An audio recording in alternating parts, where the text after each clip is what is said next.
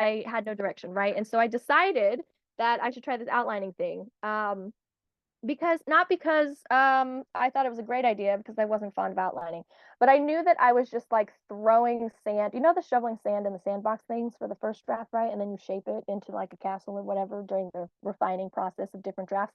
I was just throwing sand, you guys, and some of it was landing in the grass and some of it was piling up, but there wasn't actually a sandbox. So it was just a disaster, and like it was a mess anyway. So I decided that like maybe I should build the walls in my sandbox and then shovel some sand in. So that's when I started the 3x5 cards. I love this. I actually haven't done this in a while because I've refined my outlining method and I don't use this as much, but I really really enjoy this, and I hope that some of you either already use it or try it out because it's a lot of fun. So with the 3x5 cards, essentially you get a stack of 3x5 cards and you'll write like chapter 1, chapter 2, chapter 3 like individually on each card. And then you write down all of the plot points and random things as you're brainstorming. Um, and they don't have to be very in depth, but each one gets their own card. And then you'll end up, these aren't 3x5 cards, they're post-it notes, but you get the idea. You'll end up with cards that just like have random little things. And what you have on here on your screen is actual things that were written on these cards right here in my hands. I couldn't figure out how to take a picture in a way that you could actually see, so I just did this instead.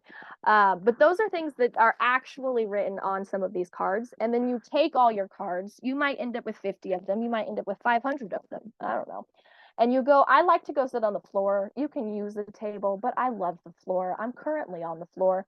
And you spread them out, right? So you have your chapter headings. It just says chapter 1, chapter 2, chapter 3 in order, right? You spread them out around you, kind of in a circle so that you can reach them all as you're exploring and doing this. As I said, body smart over here. I have to be moving and touching and like, anyway, and then you start putting things where you think they go. Like if you have something that you think, this seems like a beginning of the story, you go put it in one of the early chapters. And this seems like it might be closer to a climax, and you stick it over there towards the climax, right? And after you lay them all out, you can start shuffling them and moving them around as you're looking at it. And here's another thing, not picture smart over here, not even a little bit.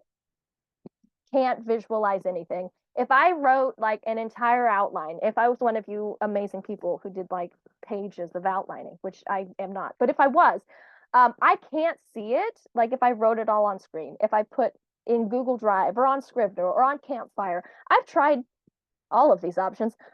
They do not work for me. But if I did it, I can't see it on screen. So this is what I mean by like finding an outlining method that works for you and not what everyone else is doing, because everyone is on Scrivener. Scrivener does not work for me. Anyway, so you take your little cards, you shuffle them. I can finally see it when it's physical and I can touch it and I can pick up the pieces and move them where they need to go. I love this. This was magical. This made me realize that outlining was genius. Um, it's also helpful for me because I can see the holes in the story when it's all laid out in front of me and I can pick up the different moving parts. I can see where things are lacking in the story versus if I had it all written digitally, I would not know where things were missing because my brain just doesn't work digitally. Can't do it. Anyway, so that's essentially the 3x5 card.